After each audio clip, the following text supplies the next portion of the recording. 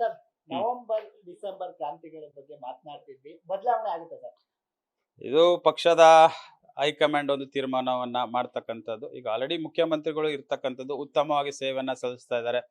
ಹಿಂದೆನೂ ಕೂಡ ನಾನು ಹೇಳಿದೆ 2013ರಿಂದ 18 ಇಲ್ಲಿ ಮುಖ್ಯಮಂತ್ರಿಗಳು ಉತ್ತಮವಾದಂಥ 5 ವರ್ಷ ಸುದೀರ್ಘ ಕೆಲಸ ಮಾಡಿದ್ದಾರೆ. ಮತ್ತೆ 23ರಿಂದ ಮುಖ್ಯಮಂತ್ರಿಗಳಾಗಿ ಉತ್ತಮವಾದಂಥ ಸೇವೆಯನ್ನ ಸಲ್ಲಿಸ್ತಾರೆ. ಈ ಮುಖಾಂತರ ಖಂಡಿತವಾಗ್ಲೂ ಪಕ್ಷ ಯಾವ ರೀತಿ ತೀರ್ಮಾನವನ್ನ ಮಾಡ್ತದೆ ಆ ತೀರ್ಮಾನಕ್ಕೆ ನಾವೆಲ್ಲರೂ ಕೂಡ ಬದ್ಧರಾಗಿರ್ತೀವಿ. ಸಚಿವ ಸಂಪುಟ ಪುನರ್ರಚನೆ ಆಗ್ತಿದೆ, ಎರಡು ಕೂಡ ಟವಲ್ಗಳು ಹಾಕುವಂತ ಕೆಲಸಕ್ಕೆ ಮುಂದಾಗಿದೆ. ನನಗೂ ಸಹ ಅವಕಾಶ ಬೇಕು ಅಂತ ನಿಟ್ಟಿನಲ್ಲಿ ಮೈಸೂರು ಪಾಟೀಲ್ ತಮ್ಮ ಹೆಸರು ಕೂಡ ವಾಲ್ಮೀಕಿ ಸಮುದಾಯದಲ್ಲಿ ಆಗಬೇಕು ಅನ್ನುವಂತ ಚರ್ಚೆಗಳು ಈಗ ಆಲ್ರೆಡಿ ತಮ್ಗೆ ಗೊತ್ತಿರೋ ಸಮುದಾಯದ ಕೂಗು ಕೂಡ ಇರ್ತಕ್ಕಂಥದ್ದು.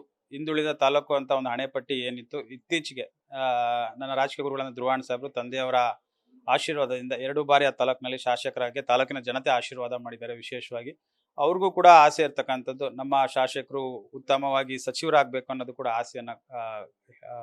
ಆಸೆಯನ್ನ ಇಟ್ಕೊಂಡಿದ್ದಾರೆ.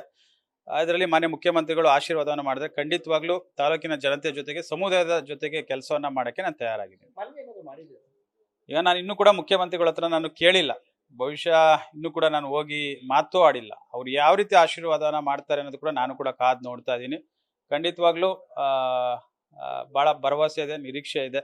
ಆಶೀರ್ವಾದ ಮಾಡ್ತಾರೆ ಅನ್ನೋ ನಂಬಿಕೆಯನ್ನ ನಾವು ಇಟ್ಕೊಂಡಿದ್ದೆ. ಅವ್ರು ಯಾವುದೇ ರೀತಿ ಹೈಕಮಾಂಡ್ ಏನೇ ರೀತಿ ತೀರ್ಮಾನ ಕೊಟ್ಟರು, ಮುಖ್ಯಮಂತ್ರಿಗಳು ಯಾವುದೇ ರೀತಿ ತೀರ್ಮಾನ ಕೊಟ್ಟರು ಕೂಡ ನಾನು ಬದ್ಧವಾಗಿರ್ತೀನಿ. ಕೊನೆಯದಾಗಿ ಸರ್, ಯಾಕಂದ್ರೆ ಒಂದು ಕಡೆ ರಾಜಣ್ಣ ಅವರು ರಾಜೀನಾಮೆ ಇರ್ಬೋದು, ನಾಗೇಂದ್ರ ಅವರು ರಾಜೀನಾಮೆ ಇರ್ಬೋದು, ನಂತರದಲ್ಲಿ ಮೈಸೂರು ಭಾಗದ ವಾಲ್ಮೀಕಿ ಸಮುದಾಯದ ನಾಯಕರು ಯಾರಿಗೂ ಕೂಡ ಸಚಿವ ಸ್ಥಾನದ ಬಗ್ಗೆ ಸಿಕ್ಕಿಲ್ಲ ದಶಕಗಳಿಂದ. ಹೌದು, ಖಂಡಿತವಾಗ್ಲೂ ನಿಜ. ಈ ಹಿಂದೆ GT ಜಯಕುಮಾರ್ ಅವರು ಈ ಸಮುದಾಯದ ನಾಯಕರಾಗಿದ್ದಂಥವ್ರು. ತಂದೆಯವರು ಕೂಡ 30-40 ವರ್ಷ ದುಡಿದಂಥವ್ರು. ಒಂದೇ ಒಂದ್ಸತಿ ಅವಕಾಶ ಬಿಟ್ರೆ 40 ವರ್ಷ 50 ವರ್ಷದಲ್ಲಿ ಇದುವರೆಗೂ ಕೂಡ ಅವಕಾಶ ಸಿಕ್ಕಿಲ್ಲ.